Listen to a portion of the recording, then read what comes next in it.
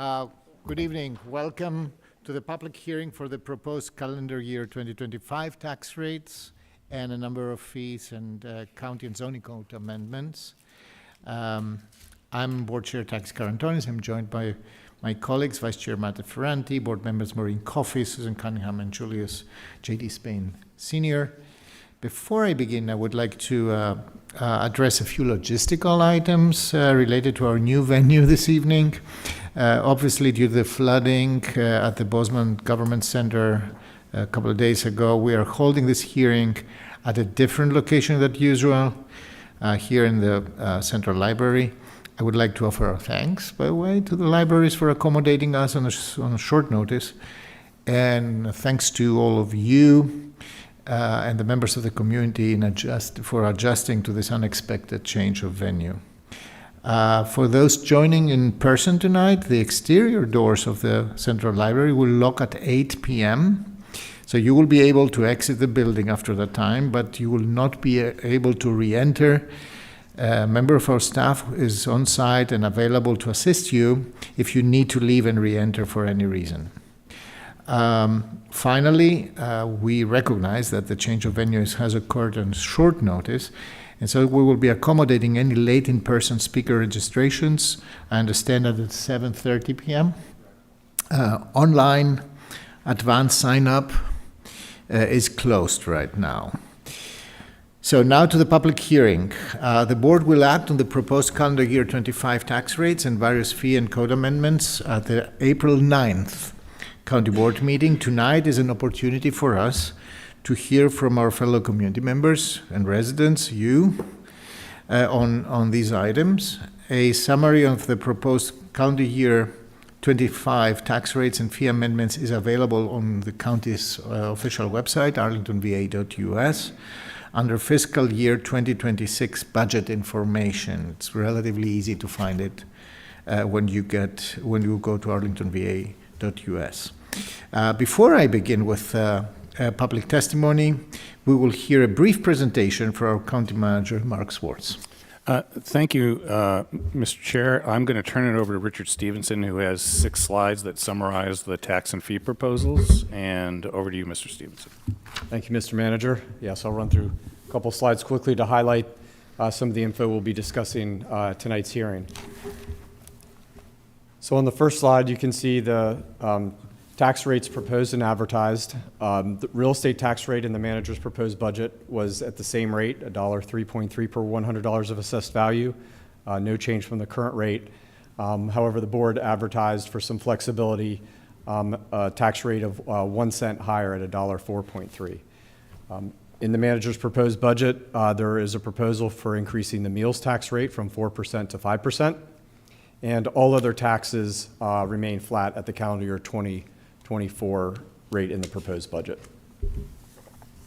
Next slide highlights from across the various departments the fee proposals that are included in this year's budget, going from fire fees to utility fee increases to clerk of the court fees. These fees are set to recover costs. Next slide does our impact of tax and fees on a homeowner. So you can see across the fiscal years and across the different types of taxes and fees what that burden, how that burden has changed over the years. And for this, in the proposed budget, that was a $356 increase or a 3.2% change. Looking at the tax rates for Arlington and our sister jurisdictions, you can see here the various tax rates proposed and those that are being advertised and considered by our neighboring jurisdictions. I mentioned earlier that the proposed budget includes an increase to the meals tax. Arlington currently at 4%, proposed to increase at 5%, and again across our jurisdictions in the region you can see what their current meals tax rates are or proposed to be. And then finally, our budget calendar. We are here at the end, March 27th. We concluded our work sessions with the board earlier this afternoon, and we will wrap up on April 9th with budget adoption, with the budget starting July 1st. And with that, I will turn it back over to you, Chairman. Thank you. A few reminders before we begin with the testimony. Please speak directly into the microphone so that everyone can hear you. If you're submitting documents as part of your testimony, please hand them to the clerk on my left here, to your right, with your name and contact information on all documents.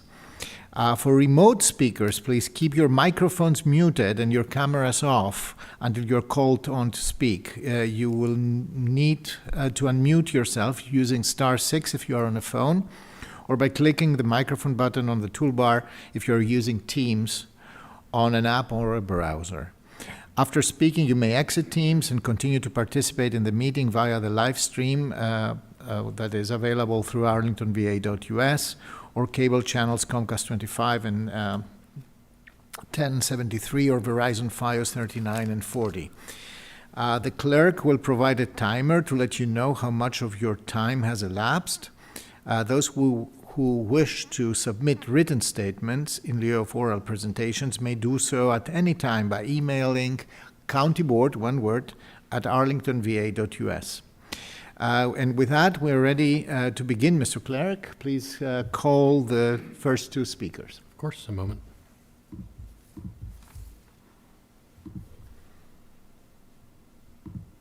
All right, our first two speakers are Jeremiah Howard, followed by A. Paul Voutsas. Good evening. Howard. Good evening, sir. Thank you for the opportunity to speak. Please don't raise our taxes again. Your microphone is turn not your on. microphone on. There's a button There's a that says little turn. button on it. Yes, Thank you so much. thank you. Thank you for the opportunity to speak. Please don't raise our taxes again. Homeowners and renters have shouldered for years the increasingly heavy burden of rising assessments and last year, the board's approval of a rate increase. Arlingtonians are this year confronting the looming need to assist family and friends, laid-off federal employees and contractors who have been suddenly jettisoned into precarity. Please leave those of us who can help with the resources we need to help. If the county encounters a shortfall in the third quarter of the fiscal year, let's revisit the budget and then honestly prioritize the spending that is most important to Arlington's well-being. Thank you. Thank you. Our next speaker is A. Paul Voutsas, followed by Eric Ackerman. Good evening, County Board. I'm evening. here as a commercial real estate broker who specializes in restaurants. I need to ask you one question. Do you want national tenants or regional tenants? Do you want Quickway or Bonsai Sushi? Do you want Bob and Edith's or Denny's? Do you want Los Tios or do you want Uncle Julio's? What do you want here? Raising the meals tax will kill my tenants, and I will be forced to take their leases away because I have a mortgage to pay. We need local tenants here. We need to keep the meal tax where it is or even lower it. They can't afford it. They're all struggling right now. Even like the lunch business is down, all the business is down. And the fees are out of hand. What it cost us to get Scapegoat open was insane. I mean, we spent $500,000 with Walsh Colucci. We need to keep these prices reasonable or we are going to lose local business. Thank you. Thank you. Thank you. Next speaker is Eric Ackerman, followed by Felipe Lustino. Good evening. Can you hear me? Good evening. We can. Thank you. I join with the previous speakers, raising the property tax rate at a time when federal workers are losing their jobs and at a time when we're trying to increase home ownership opportunities for the missing middle is a terrible idea. Rather than increase the burden on homeowners, the county needs to manage its costs. If you can't do this because of local politics, I am available to help. I have an MBA from GW, and I have been managing my own costs for a long time. Thank you very much. Thank you, Mr. Ackerman. Our next speaker is Felipe Lustino, followed by Bridget Mendez. Good evening. Good evening. Bonsoir. Bonsoir. Thank you for your time. My name is Philippe Lustino. I'm the owner of a small restaurant and wine shop a block away here, and I also live a block away. So my place is a neighborhood place, and I'm here to voice my opposition to the increase in meals tax. I'm also the resident member of the Arlington Finance Board, so I'm quite familiar with the funding and the finances of Arlington County. And so I understand the seriousness of the issues involved and the need to have a budget that has no gap. But I do not believe it's the right course of action to increase the meals tax to fill this gap. And I have two reasons for that. One is economic, and the previous speakers have touched on that. The other one I think is more humane and moral, and I think it's at least as important. And the previous speaker touched on that. On the economic front, as has been mentioned before, the restaurant business is really suffering right now. The patterns of pre-pandemic behavior are just gone.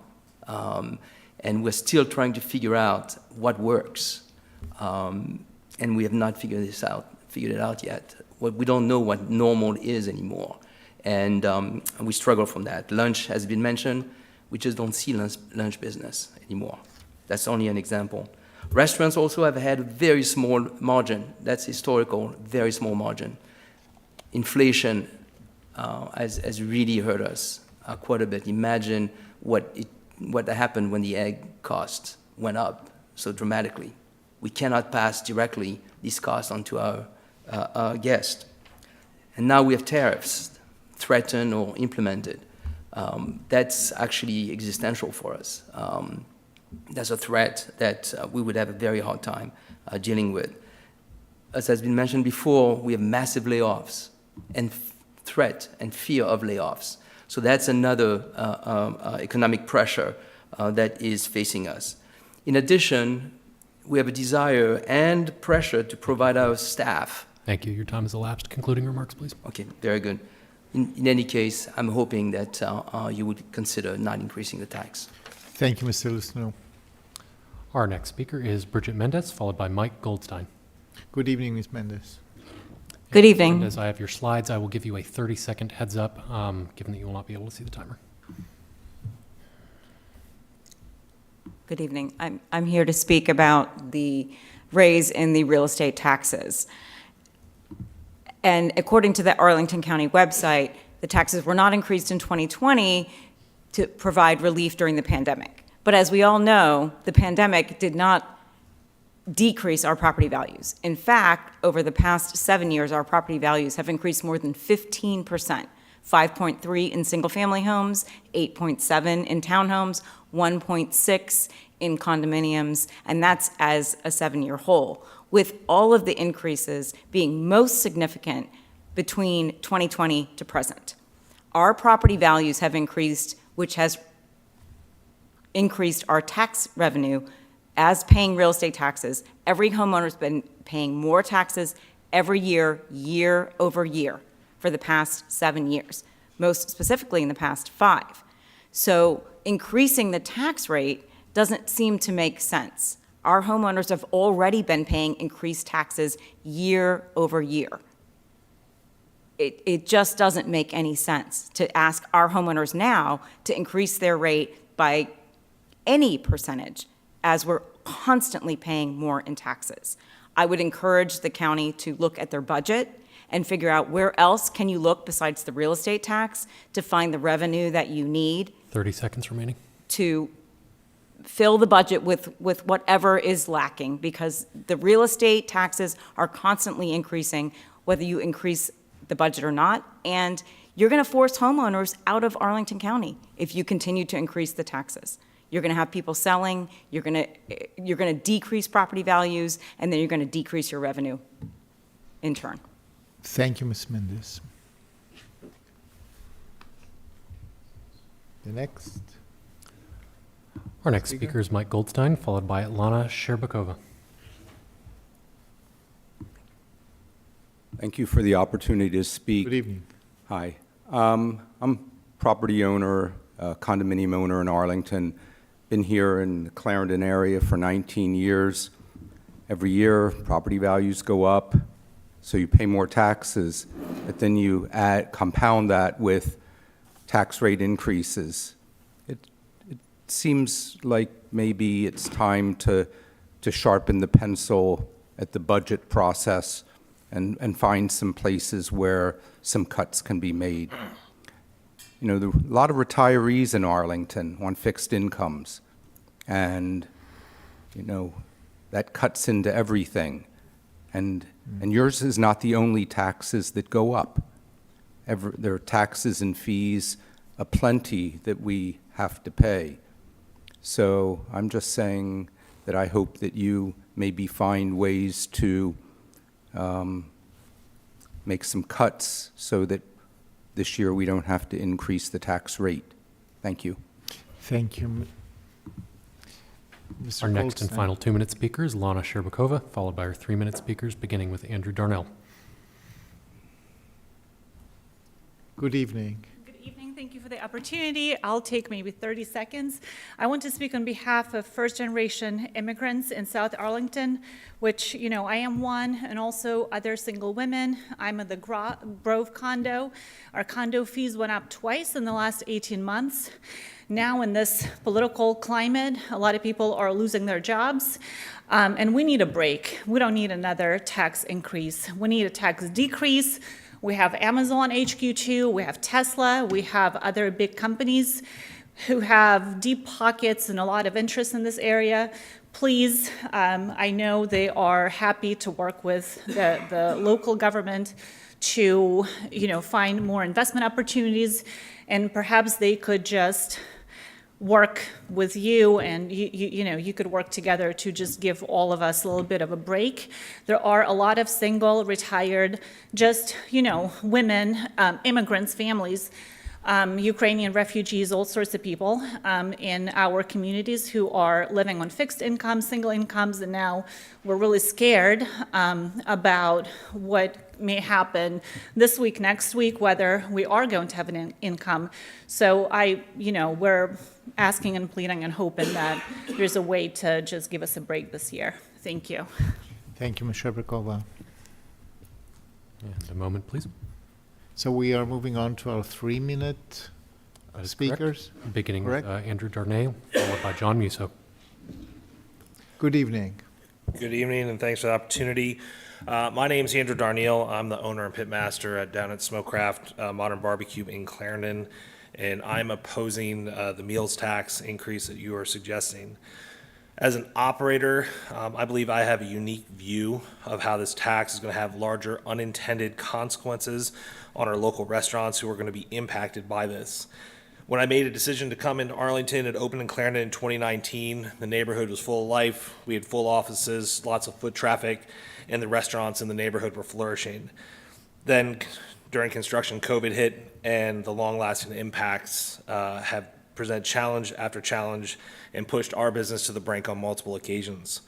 Starting with the COVID restrictions, the shift to work from home, the impacts of inflation causing the cost of living to skyrocket, as well as food and labor costs increasing exponentially. Now we face the latest challenge of a potential local recession with the changes in the government spending. Needless to say, this has forced our business to adapt, and adapt again. However, as a brick and mortar, family owned and operated business, we can only adapt so much before operations will become unsustainable. Our industry is outlined in the latest Restaurant Association of Washington survey that just came out a couple of weeks ago, shows that our industry is already on the brink. Since my time is limited, I'm going to let the Chamber and the Restaurant Association speak on those, and I'll focus on the meals tax increase itself. What it does is it increases the cost to the consumer when they're deciding where they'd like to dine out. Dining out nationwide has already gotten more expensive, with restaurant menu prices increasing an average of 6.8% over the last year, according to the latest CPI report.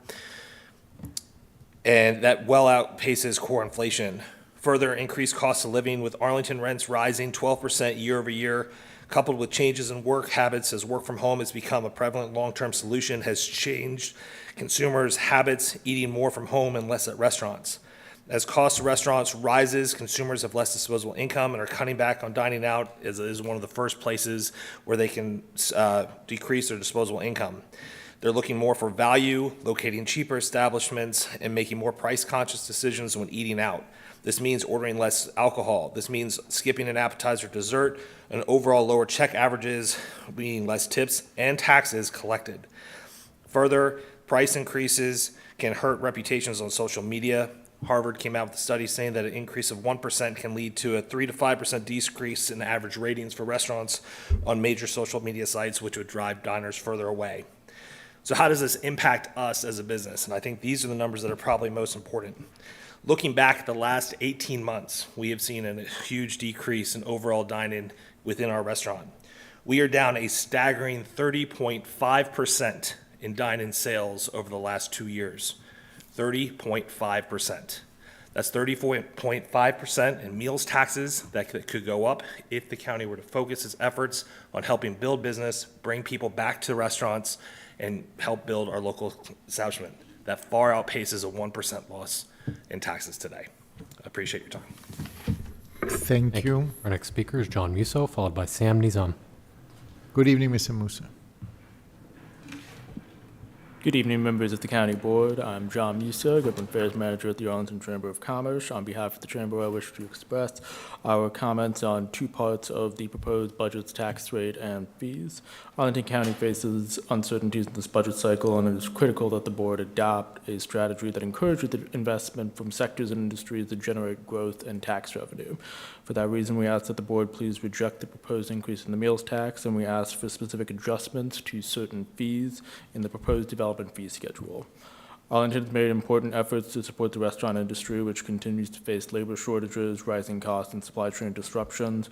We've heard from many restaurants about the proposed meal tax increase, several of whom have reached out directly to the county board. The proposed rate will be higher than Washington, D.C.'s and all other Northern Virginia jurisdictions except for Alexandria. With many restaurants already operating on razor-thin margins, even a modest decline in dining can cause serious financial strain. If the tax discourages local dining, it could result in minimal revenue gains and add further budget uncertainty. We urge the board to carefully consider the impact that this proposal would have on an industry that is vital to Arlington's economy and its vibrancy. And given the current high office vacancy rate, it's crucial that Arlington County has a fee schedule that encourages development and investment. While fee increases to enhance services or retain staff are understandable, we request that the board please consider appropriating one-time funds this year to partially cover the gap, instead of proposing increases specifically in fees for adaptive reuse amendments, child care facility permits, and construction building permits. These adjustments would better align with county goals, particularly adaptive reuse and child care, and reduce barriers to attracting new investment in Arlington. We acknowledge that this year's budget is a challenging one with tough decisions, and we thank the county board and county staff for their work and their dedication to our community. We ask that the county ultimately adopt a final budget that fosters, not hinders, industries and sectors that provide direct economic benefits and dividends to our county. And to that end, we again strongly urge the county board to reject the proposed meals tax increase and make those specific adjustments via one-time funding to the proposed fee schedule. Thank you for your consideration. Thank you, Mr. Musa. Thank you. Our next speaker is Sam Nizam, followed by Audrey Clement. Mr. Nizam. Good evening. Thank you. Good Good evening. Can you hear me? Yes. We can. Mr. Chairman of the board, I'd like to thank you for the opportunity to speak. I'd like to sign on to all the comments made by Mr. Voutsas, Mr. Lustenau, and Mr. Darnell, and now the Arlington Chamber in opposing the meals tax increase. So I'm speaking as a general manager of one restaurant, Barley Mac, which is owned by a family, which also owns Green Pig Bistro, Buena Vida Gastro Lounge, and Dudley's Sport Nail. The first three in North Arlington, the last one in Shirlington. All the measures that have the challenges that we have been facing have been raised by the previous speakers. So I'm going to tread on some of the same ground, but I'll make the points very, very briefly. After COVID, we've lost a lot of foot traffic in our area. It's very hard to attract people to come into restaurants in the current atmosphere. Lots of folks aren't coming into the office anymore, so they don't go out to lunch anymore. They don't have as many lunch parties anymore.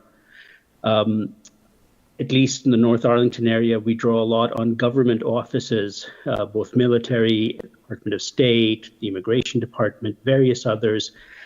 Lots of these folks don't come into the office as much anymore, and many of them are facing layoffs and other challenges.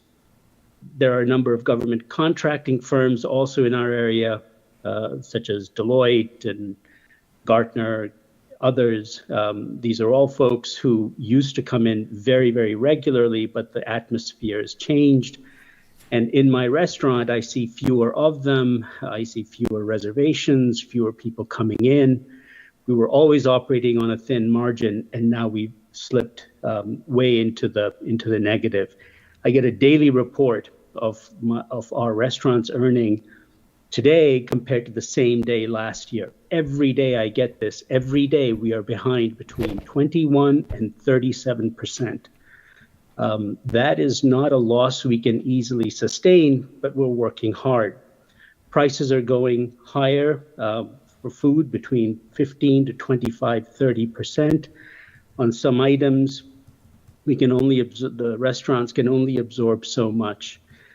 We are trying to be flexible and creative without losing quality, but it is a very difficult task. An additional meals tax increase on top of that will do nothing to help the restaurants in this area and probably kill any number of them because they just can't sustain the added tax burden.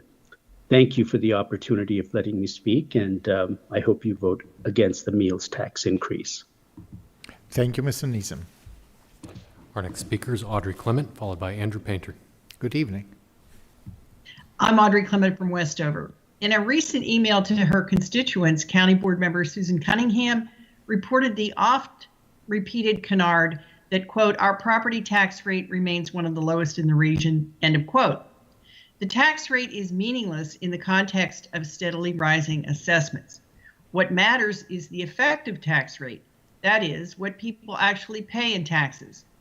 A comparative tax and fee table in the proposed budget shows that Arlington residents enjoy the highest tax and fee burden of any jurisdiction in Northern Virginia except Falls Church.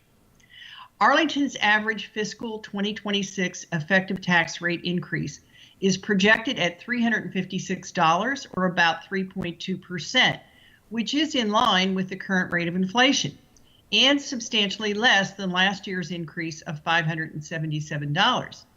So how did the county manager appease the unions and award outsized pay increases to the police and fire departments without a tax rate increase? By robbing Peter to pay Paul.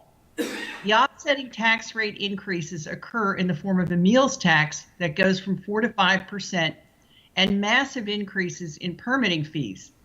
These hikes are so big that the Chamber of Commerce, which usually agrees with the county manager, objected. In a March 19th letter to the county, Chamber of Commerce CEO Kate Bates wrote, quote, as inflation continues to have an impact upon spending habits, the meals tax increase would discourage dining in Arlington and add financial strain to restaurants operating on razor-thin margins while potentially leading to minimal gains in revenue, end of quote. That's an understatement, considering the likely impact of massive area layoffs on the restaurant sector. On the fee increases, Bates said, quote, the increases to the general land use plan amendments, adaptive reuse amendments, and child care facility permits run counter to established county goals and make Arlington a less attractive location for development and investment, end of quote. This is also an understatement, considering that a use permit for a child care center will increase by 200%. Development fees for a new home and a commercial project will increase by 49% and 64% respectively. With development costs like these, who needs to start a business in Arlington County? Come to think of it, who needs to construct a sixplex? While the county may want to stop balancing bloated budgets on the backs of homeowners, this budget is not the way to do it. Thank you. Thank you, Ms. Clement. Our next and final speaker is Andrew Painter. Good evening, Mr. Painter. Good evening, Chair Karantonis and board members. My name is Andrew Painter with Walsh Colucci. I'm speaking on behalf of the Northern Virginia Building Industry Association. We acknowledge this is a very trying budget season and nobody enjoys fee increases, but we do support them where they result in resources that improve the development process. I just have 6 comments for your consideration. First, we might suggest a comprehensive review of the county's processes and procedures to look for cost and efficiencies. Predictability of outcome is one of the biggest decisions in terms of development and new investment in any jurisdiction. And I think it's occasionally good to step back and take a look and evaluate at the county's permitting costs and permitting processes all the way from zoning review to timeframe for delivery of a building. Where are those areas for improvement? What is the total impact of the application fees across all of the county's different departments? I think this type of introspective really could keep Arlington a competitive place for private investment vis-a-vis our sister jurisdictions. Second, we request that the county prioritize the studying of the thresholds for what constitutes a major amendment versus a minor amendment versus an administrative change. I think this is something that was contemplated by CMRI. Third, we recommend reviewing the ways to streamline and, dare I say, even reduce the county's standard 4.1 site plan conditions. Those conditions have evolved over time. They've become quite cumbersome, quite detailed, and I think they do warrant a holistic review in terms of whether some of them are truly necessary, what opportunities exist for staff or the zoning administrator to grant administrative modifications, and what kind of flexibility could we build into those conditions. Fourth, we would recommend keeping the GLUP amendment development fee as is, because the added time and carrying costs involved in first having to process a GLUP amendment sequentially before you file a 4.1 application really does have a direct impact on investment decisions. And we would also suggest revising the GLUP amendment process so that 4.1 site plan amendments could be processed concurrently with the underlying GLUP amendment. Fifth, the current proposal substantially raises the base fee across the board without considering the scale or complexity of the request. For example, a minor amendment that changes just one word or tweaks one clause might be considered to be different than one that has more substantive amendments. So you may want to consider adjusting those fees based upon the scope of the project. And lastly, we suggest maintaining the current fee structure for the adaptive reuse amendments. This is such a new process. We need to see if it's going to work, and we would suggest consideration of one-time funding for this item so that those costs do not increase over the next year. We really appreciate your time, the manager's time, staff's time on this. As I learned in planning school, planning is all about achieving a balance, and I think the same thing is true with the budgeting process. So thank you very much for your time and consideration. Thank you, Mr. Painter. The next speaker? We do have one additional speaker who made it in before the deadline. That is Pedram Hatami. Good evening, Mr. Hatami. Good evening, everyone. Just have a brief question. I don't need the full 3 minutes, but I got this letter in the mail, and maybe this is not the right question to bring up now, but since it say it was a hearing, I thought I could stop by and ask the question.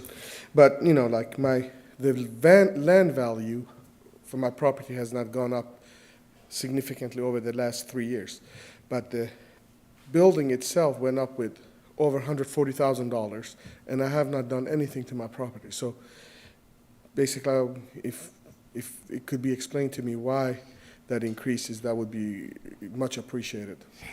If this is your question, we can discuss that, and we can direct you to the right place to find an accurate resolution for this offline. This is not. This is not the purpose of the hearing. I just moved recently to Arlington. I understand. And that's why I'm here. I fully understand. I had the same question about my own condo, so that's okay. Okay. Mr. Hatami, I'd be happy to get your information. We can assist you with it. Thank you so much. Is there any other speaker, Mr. This is our final speaker. This is the final speaker. Thanking everybody again for being here, for having testified.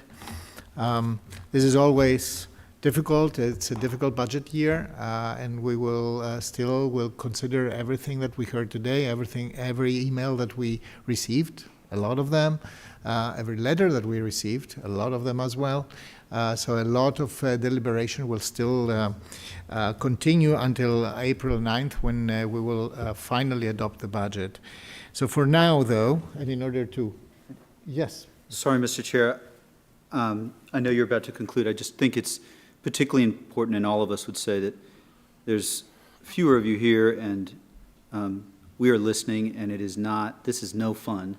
This is not easy for us to consider the various points that you've made, and so I appreciate colleagues' indulgence.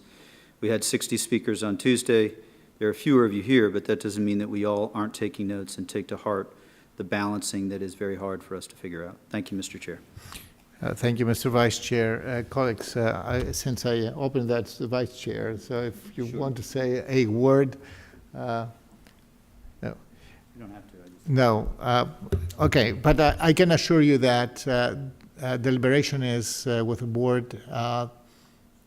This is always a difficult act. We're looking very carefully on ways to reduce our budget every year to make it more efficient.